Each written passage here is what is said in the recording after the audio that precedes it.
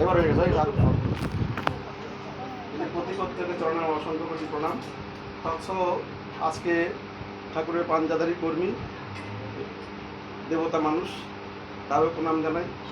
এছাড়া শ্রদ্ধাবান দাদারা, ভক্তিমতী মায়েরা যথাযথ স্থানে প্রণাম তিনি ভালোবাসা করেন। এখন আজকে ঠাকুরের ইষ্টপ্রসঙ্গ করতে বলছি। ইষ্টপ্রসঙ্গ মানে হচ্ছে কি, যেখানে গেলে মনের গ্রন্থির মোচন হয়, যেখানে গেলে মনুষ্যত্বের স্ফুরণ ঘটে, যেখানে গেলে আমার কি করা উচিত, আমার কি করতে হবে, কি করলে আমার পরমার্থ মানে আমার সর্বাঙ্গীন কল্যাণটা হবে, সেটা হচ্ছে গিয়ে ইষ্টের কাছে যাওয়া। তিনি বলছেন, নহং তিষ্ঠামি বৈকুণ্ঠে যোগিনং হৃদয় নচ মদ ভক্ত যত্র গায়ন্তী তত্র তিষ্ঠামি নারদ। আমি স্বর্গেও থাকি না, মর্তেও থাকি না, আর যোগীদের হৃদয়েও থাকি না। যেখানে আমার ভক্ত আমার গুণকীর্তন করে, আমি সেখানে সশরীরে বিরাজ করি। আমরা তথাকথিত যে ধর্ম এতদিন জেনে এসেছি, সেখানে দেখেছি ঈশ্বর বারে বারে আসেন আর চলে যান। চলে যান মানে তিনি তো সব জায়গায় আছেন, কিন্তু তিনি বিধান দিয়ে তারপরে তিনি তো অসীম, সেই অসীমত্বে তিনি আবার উপনীত হয়ে যান, সসীমটাকে প্রায় বিলুপ্ত হয়ে যায়। তাই বারে বারে তিনি আসেন আর বারে বারে ওই সেই ক্যাওস মানে কাটাকাটি, মারামারি, হানাহানি, দেশ দ্বন্দ্ব, প্রেম প্রীতি ভালোবাসা থাকে না, তাই তাকে আবার আসতে হয়। এবারের লীলা অপূর্ব লীলা, বলছে এবারে করিব লীলা অতি চমৎকার, আমি নাইহি জানি অন্যে কোনছা। তাই তিনি এবার আচার্য পরম্পরায় লীলা করে চলেছেন।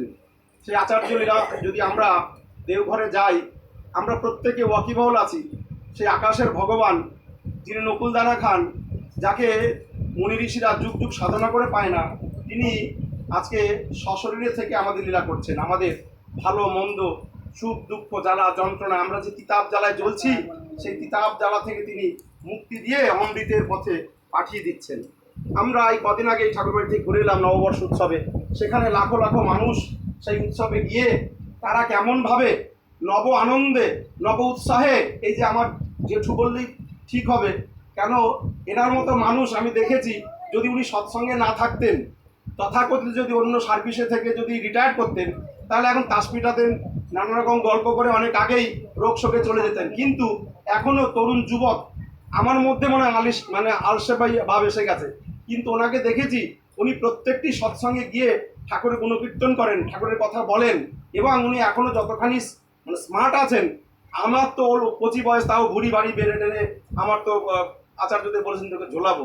অথচ দেখেন ইনি কত সুন্দর ঠাকুরকে নিয়ে সকলের কাছে পরমার্থ পরিবেশন করছেন, এবং সকলকে নিয়ে কিভাবে ঠাকুরকে নিয়ে পরমায়ু বাড়ানো যায়, এটা বাস্তব লীলা।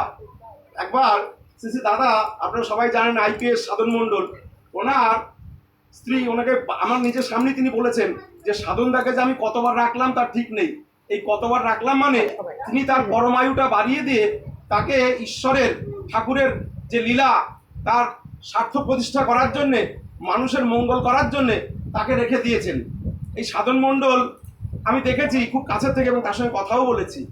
তিনি আচার্য, যে আমরা বারবার বলি আচার্য সঙ্গ করার কথা কেন বলি, আচার্য তিনি তো ঠাকুরের জীবন্ত বিগ্রহ। তিনি যা বলেন সেটা যদি আমরা না মানি, তাহলে আমাদের যে কত বড় ভয়াবহ অবস্থা সৃষ্টি হয় তার বাস্তব প্রমাণ একটা আমি দিচ্ছি।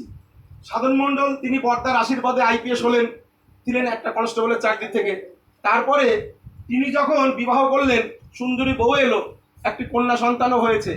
এবার তিনি কিন্তু আচার্য যে নির্দেশ, সেটা যে কিভাবে উপেক্ষা করেছেন, তার ফলস্বরূপ কি হয়েছে আমরা বাস্তবে দেখেছি। কখন না, যখন তিনি দুর্গোৎসবে গেছেন, তখন তার স্ত্রী বলছে চলো আমরা দক্ষিণ ভারতে যাই, আর সাধনদা বলছে না, আগে শ্রী দাদাকে নিবেদন করি, তারপরে যা হবে হবে।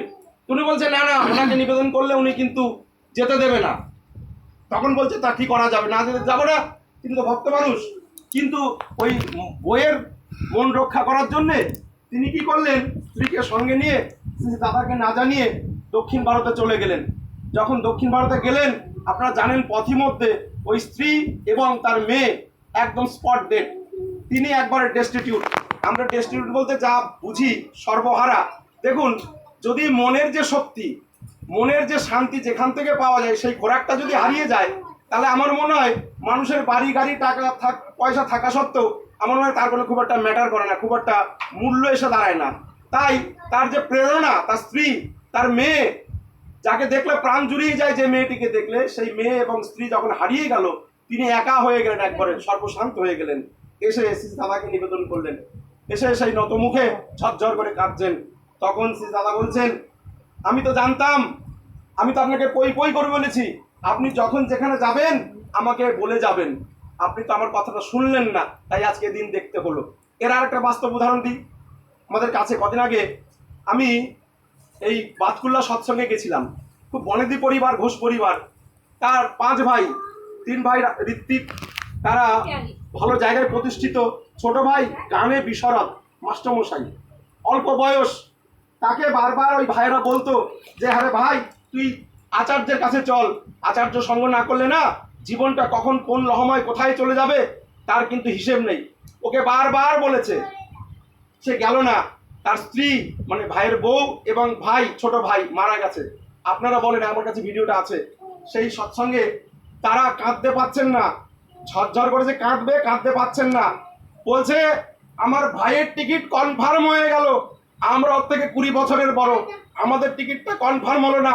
ওকে বারবার বলেছি, ভাই রে চল, তিনি ভগবান, তিনি সেই নন্দসুত হরি, ভুবনে প্রকাশিত হন গুরুরূপ ধরি, অদ্যাবধি লীলা করে সেই করে রায়, কোনো কোনো ভাগ্যবানে দেখিবারে পায়।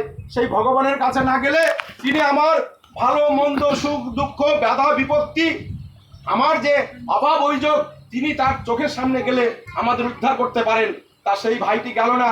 আজকে আমার এই দিন দেখতে হলো। ভাইরা মানে কাঁদতেও পাচ্ছেন না, আর গান গাইছে। যে মানে মনের দুঃখে কি বলবো, কোনো ভাষা নাই। তা আচার্য সঙ্গ যারা করছেন না, আপনার ইষ্টভীতি সৎসঙ্গে যান, সব ঠিক আছে, কিন্তু ঠাকুরের বলা আছে গুরুগৃহে অন্তত 3 দিন থাকতে হয়। তাই এই যদি আচার্য সঙ্গ না করি, তার কি যে চরম পরিণতি হয়, জীবন যে কত ভয়াবহ পরিণতি হতে পারে, আমরা কিন্তু বাস্তব দেখে আসছি। আরও কি দেখেছি, আমরা দেখি যারা চাকরি পায়, আচার্যদেবী বলছেন, আমার চোখের সামনে বসে আছি, তিনি বলছেন মানুষের যখন কিছু পয়সা কড়ি হয়ে যায়, তখন তারা ঠাকুর বাড়িতে আসে, আর এই দিকটাতে আসে না। এই দিকটাতে মানে ওই দা হাউসের ওই দিকটাতে আর যায় না, এই দিক থেকে খেয়ে ঘুমিয়ে সময় কাটিয়ে চলে আসে, তার কাছে যাওয়ার সময় হয় না।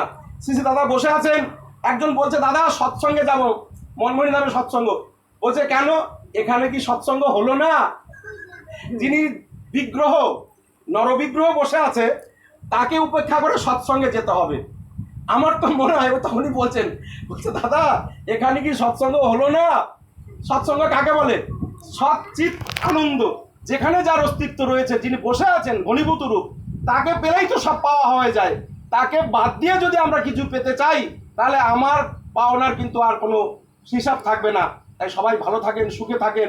আর আজকে যার এই সৎসঙ্গ, সেই বাড়ির প্রত্যেকের মঙ্গল কামনা করি। সপ্তদ্বীপের জন্মদিন। ও জানো, আমি আগের দিন একটা কথা বলছিলাম যে আমাদের দেশে না ওই মনীষীদের মতো ছেলের খুব অভাব। রাজা রামমোহন রায়, বিদ্যাসাগর, সুভাষচন্দ্র বোস, দেশবন্ধু চিত্তরঞ্জন দাস, ক্ষুদিরাম বোস, এদের মতো ছেলের খুব অভাব। সরোজিনী নাইডু, ইন্দিরা গান্ধী, এই ঝাঁসি রানী লক্ষ্মীবাই, এদের মতো মেয়ের খুব অভাব। তাই আমরা, ঠাকুর বলছেন তোমরা যদি, আমি তো চাই ওসব ছেলেরা পৃথিবীতে আবার আসুক, কিন্তু এখন ভালো মায়ের খুব অভাব, চেষ্টিটির খুব অভাব, সতীত্বতা নষ্ট হয়ে যাচ্ছে। ঠাকুর নারী নীতিতে বলছেন মেয়ে আমার, তোমার চিন্তা তোমার বলা। পুরুষ ও জনসাধারণের ভিতর যদি মাতৃভাব হৃদয়ের প্রস্তুতি না হয়, সৃষ্টি হয়, যাতে তারা অবনত মস্তকে নত জানু হয়ে সসম্ভ্রমে ভক্তি গত গত কণ্ঠে মা আমার, জননী আমার বলে মুগ্ধ হয়, বুদ্ধ হয়, তৃপ্ত হয়, কৃতার্থ হয়, তবেই তুমি মেয়ে, তবেই তুমি সতী। সবাই ঠাকুরকে না ধরলে না, একদম বাস্তব বলছি, আর ঠাকুর বাড়ি না গেলে এনার্জিটা নষ্ট হয়ে যায়। ওখানে গেলে আমাদের সেই এনার্জিটা আবার বেড়ে আসে, আমরা যেন আবার তত্তরে হয়ে যাই। সবাই ভালো থাকেন, সুখে থাকেন, শান্তি থাকেন। আর আমরা ওই বাপটি যেন ওরাম পুরুষ হয়ে পৃথিবীতে সবার মঙ্গল করে, এই কামনা করে আমার কথা শেষ করছি। জয় গুরু বন্দে পুরুষোত্তম।